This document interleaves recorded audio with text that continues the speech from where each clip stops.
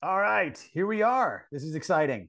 Hello, everybody. Welcome to the How to Work Out When You Work Out of Your Home webinar here presented by Open Water.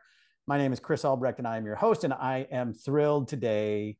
I'm going to let you introduce yourself because I want to give yourself the full bona fides of who you are and what you do, because we're going to be talking about exercise and all kinds of stuff. So, Chad, please introduce yourself.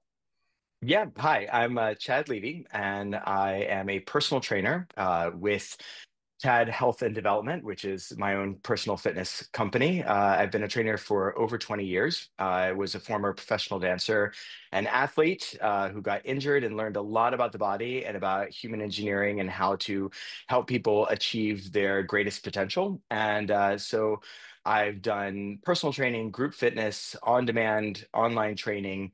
My focus right now is functional fitness for all ages and to help people create their most invincible selves.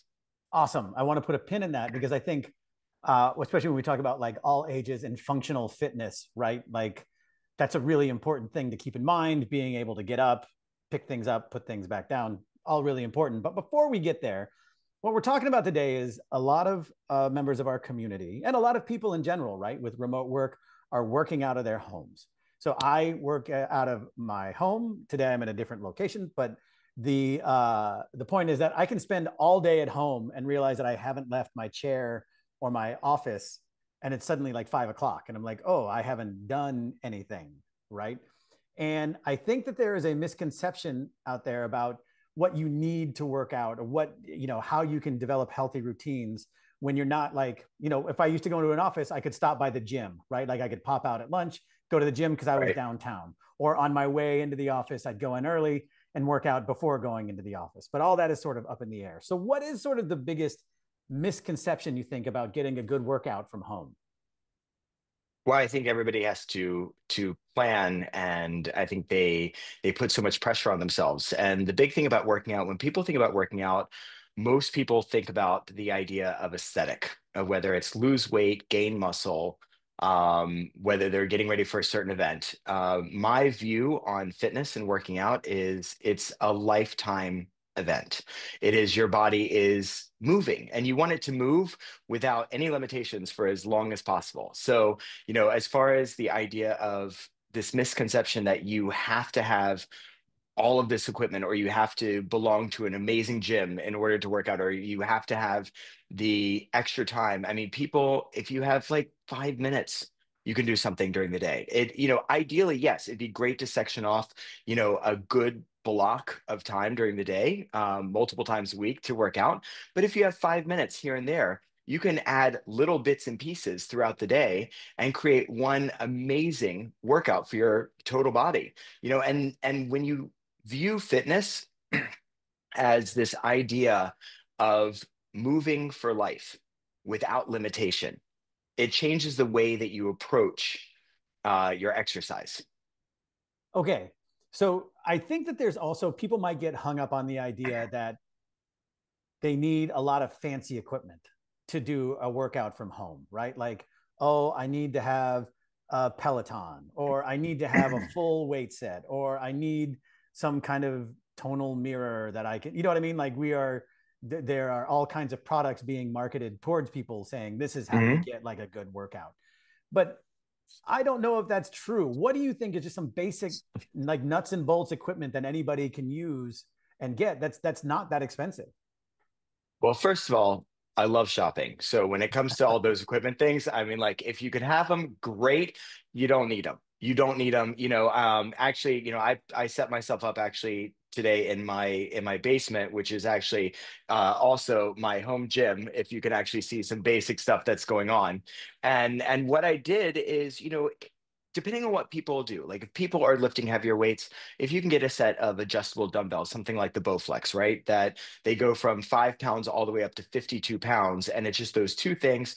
It's compact, it's easy, and you can put it anywhere. As long as you can lift them, you can put them anywhere, right? If you lift lighter, you can still do a lighter adjustable set, or you might want like a little rack that's easy on Amazon, very inexpensive, easy to do, and again, compact. you can put them away. That's my big thing too, because when space is an issue, especially here in New York, every every square foot counts.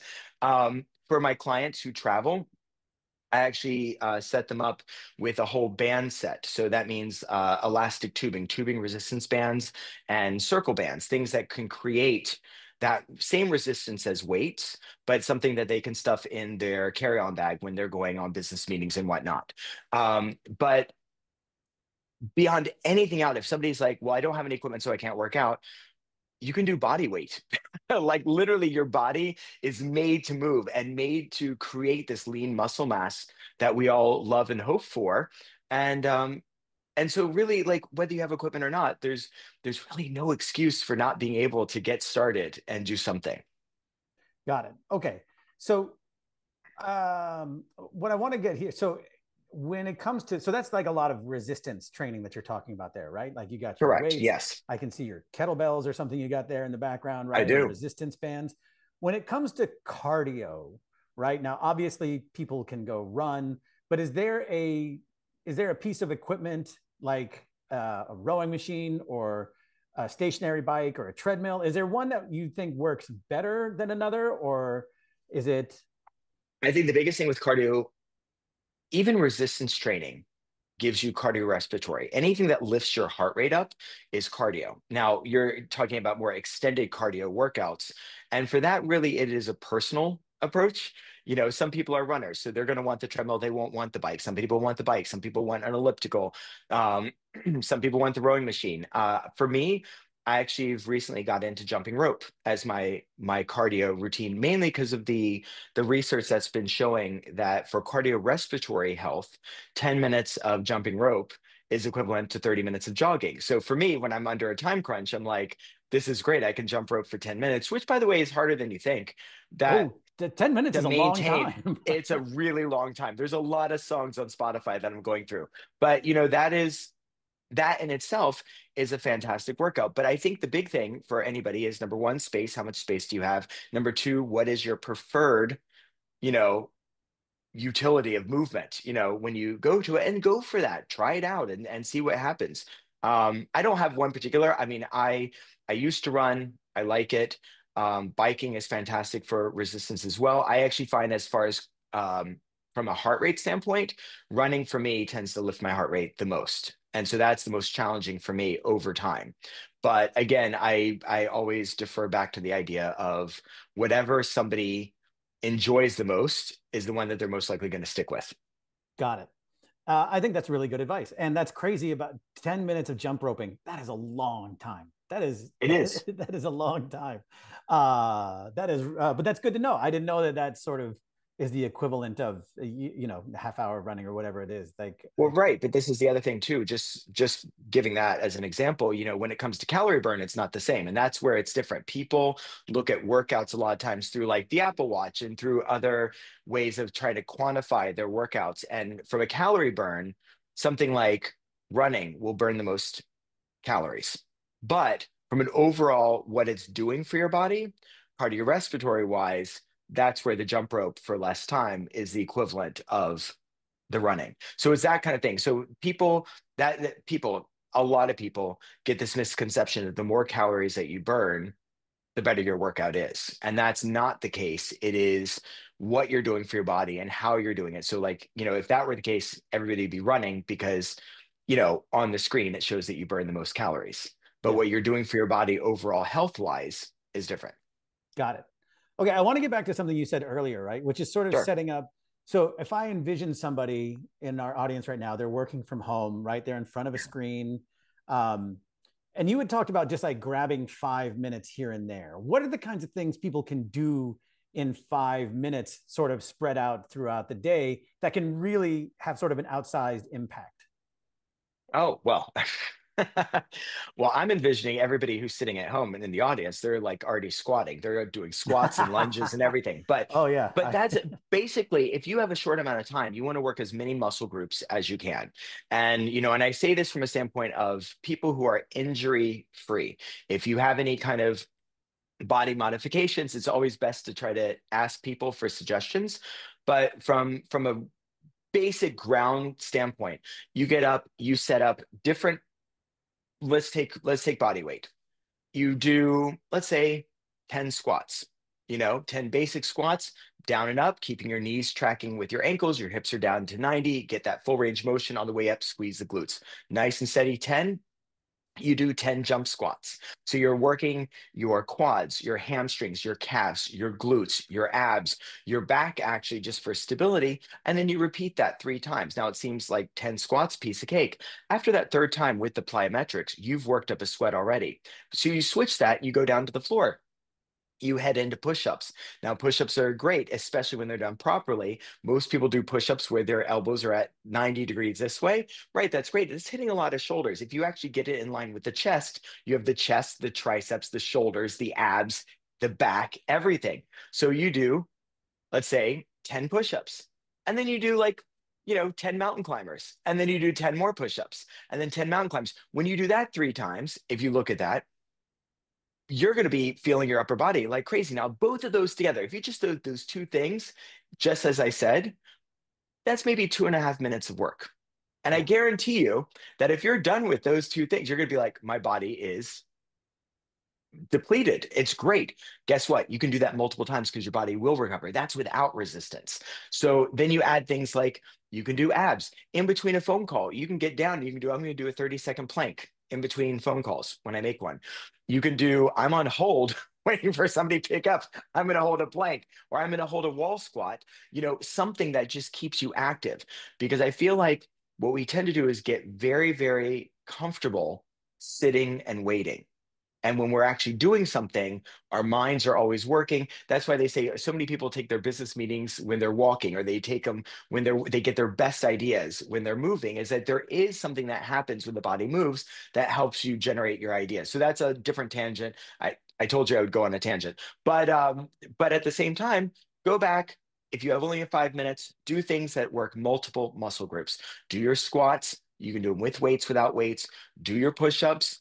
You can do chest presses if you have the weights instead of push-ups. You can do rows, things that work, not just your back. The back muscles, the chest muscles are your big muscles, but then you have, the shoulders, the biceps, the triceps as those smaller supporting muscles as well that you work collaboratively to create a total body activity.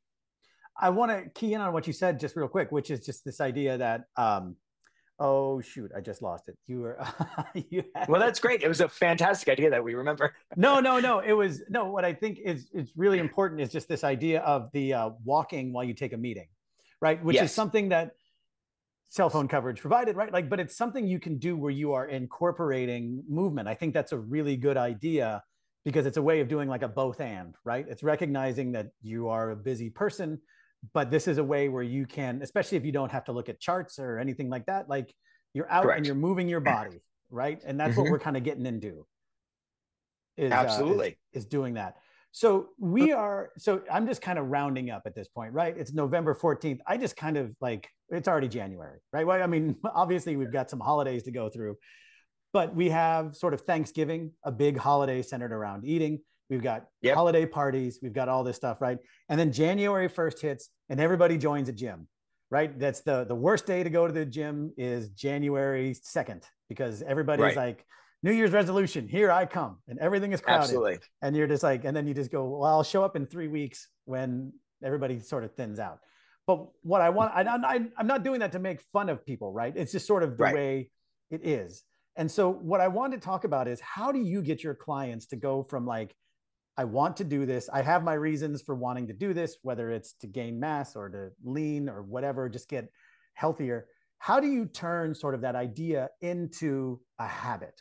What are the things you coach your clients about to make sure that they are continually doing this? And especially if someone's working from home, they don't have someone really sort of looking over their shoulder. They don't have someone, they may not have a gym where like, oh, I'm paying this amount of money, I got to go. How do you turn exercise and fitness into a habit?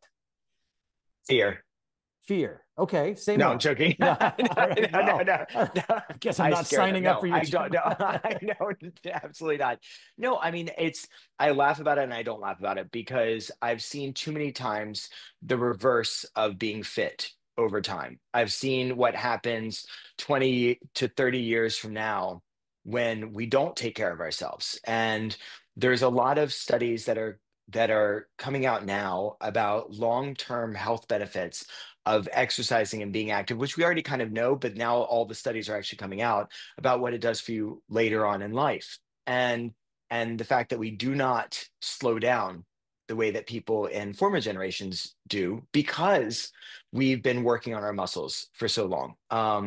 What I do with my clients when I start them is I help them see success. I show them what their body is capable of. For instance, like if I were taking somebody through a first session, I would work on their range of motion. I would look at all the basic exercises and what their form is like. And I'd say, okay, so this is your degree and your range of motion. This is where our strength is. So the next session we go and we see if we can up it by 1%. When people have to say, I have to make this gain and I have to do this in 4 weeks or, I'm a failure. It's like, I'm of the belief that if we do 1% better every single time we step in, then that's a massive success. Because we think about 100 workouts in, however many weeks that is, right? 100 workouts in, you're 100% better than you started, and you're just giving yourself that grace. And there's going to be times that you walk into a session, you walk into a workout and you're like, this is absolutely not what I want to do right now. I absolutely have all resistance. There's everything at home that's falling apart. My company is falling apart. There's all these things I could be doing. And you go, okay, I'm going to just take 10 minutes. I'm going to start this workout, see what happens. And something starts to shift because the old idea that showing up is like the majority of the battle.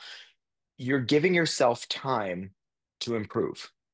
And that's what I tell my clients as well, is that by investing in your health, you're giving yourself time, that personal time to improve during a time when you're giving to so many other people, when there's so many different obligations that you have. This is your time of self-improvement. And it's an active time. It's not just reading a book. It is you taking your body from the inside out and reformatting it to an even better version. And, I recently helped somebody who had undergone some serious medical um, complications, and he is now 60 years old, stronger than ever, and, one of the best athletes that I could see. But it's because, and he has his ups and downs. He has those days where he's like, I am so not into this, but I'm going to go through this because I know what happens. And he has gone through the case, and this is another part of my story is where he takes a week off and he can feel the difference because our body will start to detrain itself. It will start to go backwards if we're not consistent. Yes, we can take some time, maybe a few days here and there, but our body, once we start to learn how to build that strength, our body starts to crave it more. So when we start to go away from it, it kind of goes backwards down that ladder again so we have to kind of make up for lost time, if that makes some sort of sense. Yeah, no, it totally does. And I want to make sure our audience knows if you have any questions, feel free to hit the Q&A button at the bottom, and I'll be happy to pass those along. Um, there's a saying that you get fit at the gym, you lose weight in the kitchen, right? And I don't know how much you get into this with your clients, but I think I know that the sun thing that I've struggled with working from home is just that there is this always open store just down the hall, which like, Yes. oh, and it's an unconscious thing where it's not like I'm sitting down and feasting, but it's just throughout the day I'll just go like, oh, I'll have a handful of cookies, or I'll have a handful of chips, or I'll, you know what I mean, like it's small little things, just as you said, doing 10 squats over the course of over like 10 minutes throughout the day, right, adds up. Though all those little trips to the pantry add up as well. And I don't know if Yeah. you have thoughts or any guidance for people who are like, that's just an added complication of working from home, is the fact that you are really familiar with the kitchen. And Oh, no, I work from home too. And when I'm not, at my clients' homes, but yeah, the at-home cafe is the best place in the world and the worst place in the world at the same time. Yeah, no, I totally get it. Um, I am under the philosophy that there's so much that you can do in the kitchen. as far as your health. I believe that the kitchen is there as your kind of accelerator or decelerator. I believe in when you work out, you're building lean muscle mass. Lean muscle mass burns more calories. You actually change your aesthetic just from the resistance training and the work that you're doing. Um, with that said, after you're done, what you put into your body helps rebuild those micro tears and things that you do during the workout. Depending on the density, the nutrient density that you put into your body recovers faster or slower. Your body can achieve more or it takes a little bit longer. So I look at like if you think about it as I always think about as being on, on a hill. You want to go down the hill where everything happens really, really fast, which I love as an adrenaline junkie.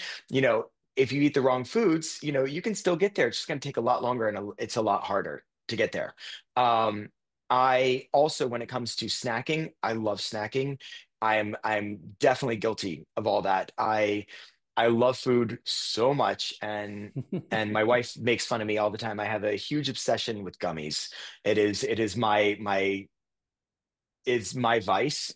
And so we rarely have it in the house because I know I will eat the entire bag in one sitting, and it's pretty much your entire day's worth of calories that I will do if it happens.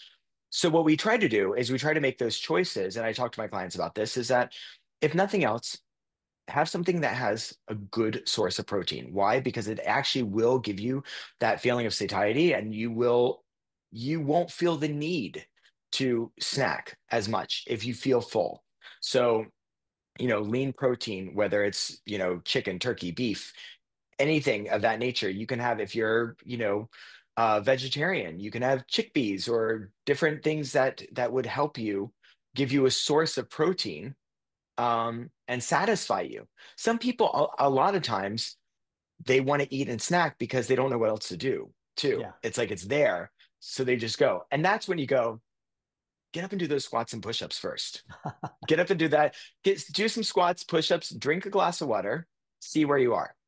Yeah. If you really are hungry, that does tell you something that maybe you aren't fueling yourself to the way that you could be. And that's a whole different discussion for people is that if you're constantly hungry, there's something off. It's not that, you're eating so much, but maybe what you're eating is not giving you what you need for you to keep going.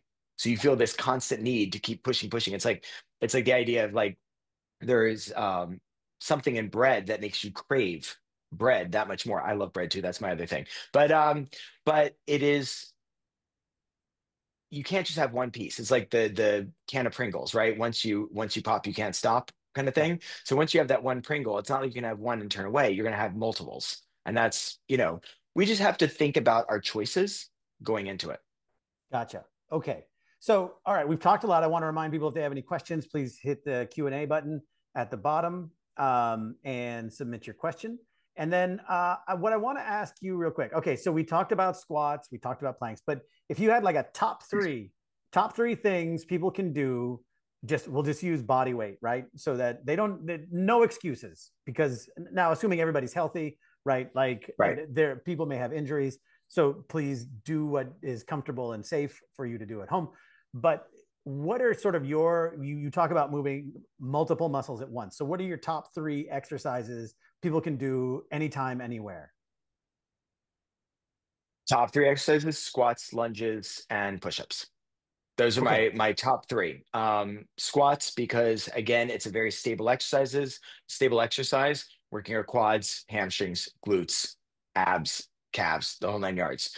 I like to add plyometrics because I like to keep the heart rate up. There's your cardiorespiratory that you're using. So squats, that's number one.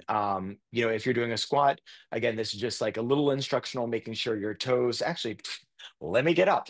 Yay. So if somebody sees the video, they can do it. So let's see if we can see it right here. So when you're doing a squat, making sure that your feet are right in line with your hips, right? And then you're going to send your hips back, keep your chest open, hips go down right into that 90-degree fashion. If you're looking from the front, you make sure that your knees are pointed forward. A lot of times people go just slightly out. That usually tells you that you have a tightness in the calves. If you need to, you slightly turn your toes out until you work to stretch those calves out. But again, so you lower down, hold, lift up, squeeze the glutes. lower down, hold, lift up, squeeze glutes. 10 of those, however many that you want to. And then you add jumps for the cardiorespiratory. Second one are lunges. Lunges, great. Step back. It's the 90-degree mark. So look right here. Make sure your front knee is right over the ankle. A lot of people actually go too far forward, and that's a shearing action on the knee. So you really want to be careful about that. Keeping it here puts the pressure in the heel, gets more in the back of the leg. I'll talk to you about that in a second. The back leg, the knee is in line with the hip. And then from there, you can just lower down and lift up. Or you can go from here, stepping it back, alternating. Either one is fine. The big thing that you want to do is also think about the body, the torso rather, not just the body. So if your torso is upright, you're going to feel a little bit more in the quad. If your body is over, you're going to feel a little bit more in the hamstring and the glute. So those are options. And then after you do those, the push-up position. So from here, your hands want to line up with the base of the chest, right? So if you see where I am right here, they're not out, right? It's down. And if somebody were actually just testing on themselves, put one hand on the pec and bring your arm out. And then as you lower it down, you can actually feel the chest muscle engage. If it's too high, you're going to feel more shoulder. You want to actually feel the pec muscle working. So you go ahead and line up. You can be on your knees if you want to. If you're on your knees, keep your toes down so that you don't go into your back, and make sure you have that plank position, leaning your body forward and lift up. If you're full form, same idea, all the way down, lift up. And then for added bonus, to accentuate the arms a little bit more, try feeling like you're squeezing your hands together at the same time as the push-up. And that's going to really fire up the arms and the abs as well. So those are my three that I really love the most. I have a question for you about the lunge. Is the lunge for balance, or what is, why the lunge? So I I get the like to squat. work. Yeah. No, no, absolutely. So I like the lunge because I like unilateral work. I actually do like working on balance. Usually my lunge goes into a balance circuit because, you know, as much as we'd like to say that we're equal on both sides, we do have a dominant side and a less dominant side. And so I like to train things both together and unilaterally so I can work on creating that symmetry over time. Okay. Excellent. All right. Well, Chad, this has been wonderful. A really good primer on how to work out when you work out of your home. If I know you're based in New York, but if people wanted to follow up with you or try to, find your services, what's the best way for them to kind of follow up with you? Yeah, so I mean, you can find me on Instagram at Chad Levy. It's my face, you'll see me. My website is chadlevyfitness.com. You can look there. Yeah, or you can get contact info from you and Yeah, you can please. call Yeah. me. Yep. That's Absolutely. great. Excellent. Chad Levy, thank you so much for being here today and walking us through some fitness. This was really wonderful, especially as we know the holidays are coming up.